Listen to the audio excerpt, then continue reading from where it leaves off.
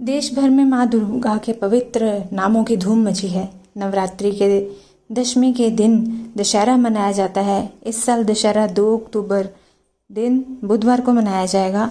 यह पर्व असत्य पर सत्य की जीत के तौर पर मनाया जाता है। हिंदू पंचांग के अनुसार हर वर्ष यह आश्विन मास के शुक्ल पक्ष की दशमी तिथि को मनाया जाता है। धार्मिक मान्यता है कि इस दिन भगवान राम ने रावण और माता दुर्गा ने महिषासुर का वध किया था। इस तिथि को विजयादशमी के तौर पर भी मनाया जाता है। जैसे कि नाम ही से ही हम जानते हैं कि विजयादशमी यानी कि दशमी की तिथि जिसमें विजय प्राप्त हो। तो ऐसे ही कुछ उपाय हैं जिन्हें करने से, उन उपायों को करने से हमें विजय मिलती है। जो भी हमारी समस्या है वह दूर होती है, चाहे वो धन संबंधी हो, चाहे वो बीमारी के संबंधी हो, चाहे वह सुख समृद्धि के संबंधी हो।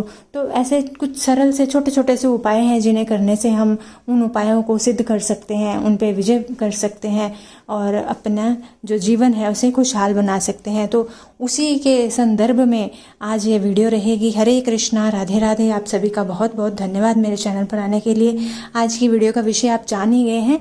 अगर आप मेरे चैनल पर नए हैं तो मेरे चैनल को सब्सक्राइब कर लीजिए और साथ ही बेल आइकन को प्रेस कर दीजिए ताकि हर वीडियो की नोटिफिकेशन आपको मिलती रहे। और अगर वीडियो अच्छी लगे तो कृपया वीडियो को लाइक कीजिएगा, शेयर कीजिएगा, कमेंट ज़रूर कीजिएगा। तो आइए जानते हैं क्या उपाय हम कर सकते हैं जिसमें हमें सिद्धि प्राप्त हो और जिससे हमारा जीवन खुशहाल हो।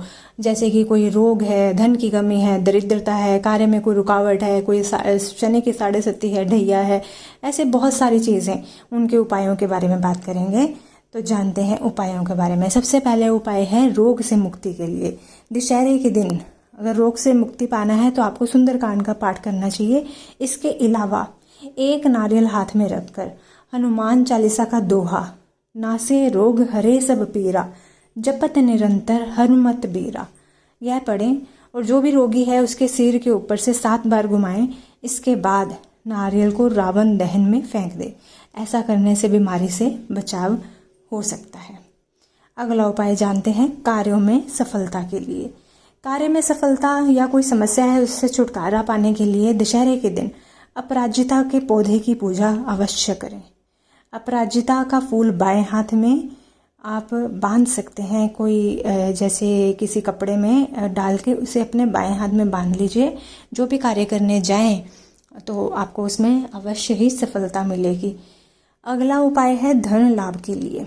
तो अगर आप अपना कोई व्यापार है, आपका कोई कारोबार है, उसमें उन्नति चाहते हैं तो दशहरे के दिन पीले वस्त्र में नारियल, मिठाई, जनेऊ ये आपने डाल लेना है और किसी ब्राह्मण को दान दे देना है।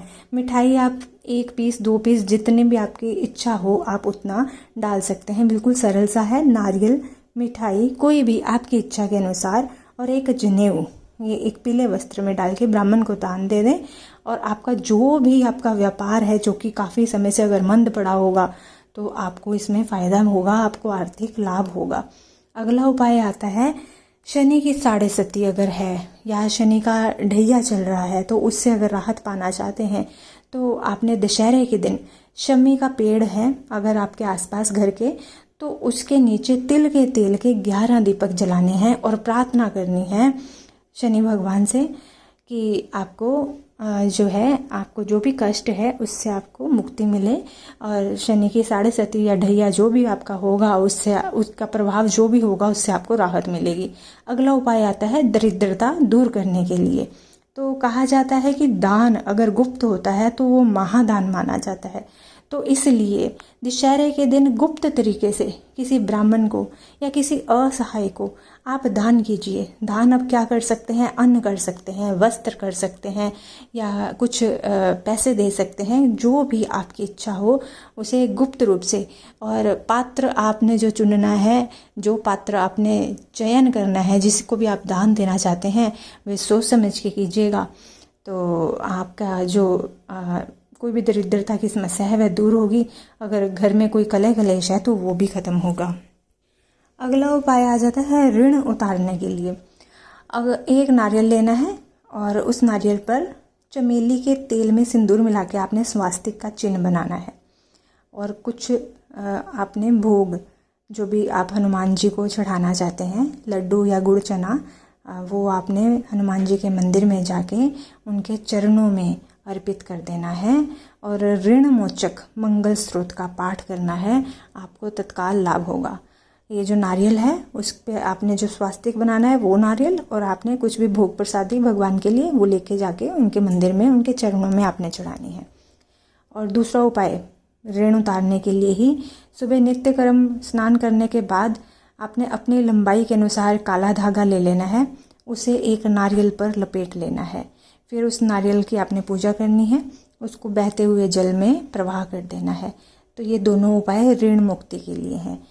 अब व्यापार में अगर लाभ चाहते हैं तो इसमें आपने एक नारियल ले लेना है, उसको 1.25 मीटर पीले कपड़े में लपेट लेना है और जनेऊ 2 डाल लेने हैं, थोड़ी सी मिठाई, और राम मंदिर में या किसी भी मंदिर में चढ़ा दें। राम मंदिर में इसलिए बोल रही हूँ क्योंकि दशहरे का दिन है, भगवान राम ने विजय प्राप्त करी थी, तो भगवान राम आप पर कृपा करेंगे। तो आप मंदिर में चढ़ाइए, आपका व्यापार है उसमें आपको बहुत लाभ होगा।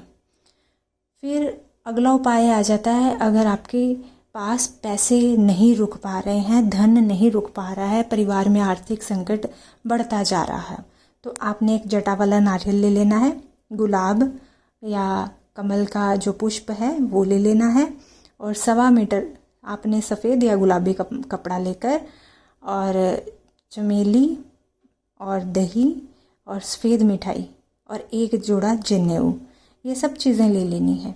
और फिर आपने इन सब चीज़ों को माता को अर्पित करना है और इसके पश्चात माँ की आरती करनी है। वो आरती आप चाहे तो देसी घी के दिए से कर सकते हैं, चाहे तो कपूर के साथ कर सकते हैं। और आरती करने के पश्चात आपने श्री कनक धारा स्तोत्र का जाप करना है। तो आपकी जितनी भी समस्याएं होंगी, आर्थिक जो भी धन से जुड़ी समस्याएं हैं, उससे आपको छुटकारा मिलेगा। एक बारी फिर से आपको बता देती हूँ क्या क्या चीज़ें लेनी है आपने। एक जटा वाला नारियल, गुलाब के फूल, कमल का फूल अगर मिल जाता है तो वो, 1.25 मीटर गुलाबी या सफ़ेद कपड़ा, और चमेली ले लेनी है फूल, दही ले लेनी है और सफ़ेद मिठाई और एक जोड़ा जनेऊ। ये सब चीज़ें लेके आपने माता को अर्पित करनी है। फिर आता है शनि दोष अगर है या काल सर्प का दोष है, तो आपने उसके लिए क्या उपाय करना है। शनि, राहु या केतु जनित कोई भी समस्या हो, या आपको लगता है कुछ किया कराया है, या कोई काम बिगड़ रहे हैं, कोई अनजाना सा भय है आपको, तो ये सब चीज़ों के लिए आपने क्या करना है, दशहरे के दिन एक जटा वाला नारियल लेके उसे काले कपड़े में लपेट लेना है, 100 ग्राम काले तिल और 100 ग्राम उड़द की दाल और एक कील कोई भी हो सकता है, छोटा बड़ा जो भी आपको मिल जाए, ये सब चीज़ें लेके बहते जल में प्रवाह कर देनी है। ऐसा करने से आपको अवश्य लाभ होगा। काल सर्प का दोष है, चाहे राहु केतु की कोई अशुभ फल हो, उन सब में आपको अवश्य ही लाभ होगा। और आप इसमें काला सफ़ेद रंग का कंबल वो भी दान कर सकते हैं, तो आपको लाभ होगा। फिर आता है सफलता के लिए उपाय। अगर कोई भी काम है आपका अड़ा हुआ है, आप चाहते हैं कि आपको सफलता मिले, तो उसमें आपने क्या करना है, एक लाल रंग का कपड़ा लेना है, कितना भी आप ले सकते हैं, और नारियल को उसमें लपेट लेना है। फिर आपने उसको बहते हुए जल में प्रवाह कर देना है। सिर्फ बस इतना ही करना आपने। और जब आपने जल प्रवाह करना है तो 7 बार अपनी जो भी इच्छा है, जिस भी काम के लिए आपने उसको करना है, वह काम 7 बार दोहराते हुए और प्रार्थना करते हुए प्रवाह करना है। बस इतना ही है काम। फिर अगर कोई बीमारी है तो आपने उसके लिए अगर उपाय करना है, कोई संकट है उसके लिए कोई उपाय करना है, तो आपने एक नारियल ले लेना है, पानी वाला जटा वाला नारियल। उसको अपने ऊपर से 21 बार वार कर, और जो भी दशहरा की जो रावण दहन आग होती है उसमें आपने डाल देना है। और ये अगर आप अपने घर के सभी सदस्यों के ऊपर से कर सकते हैं तो अति उत्तम रहेगा, नहीं तो जो भी बीमार इंसान है उसके ऊपर से तो अवश्य ही कीजिए।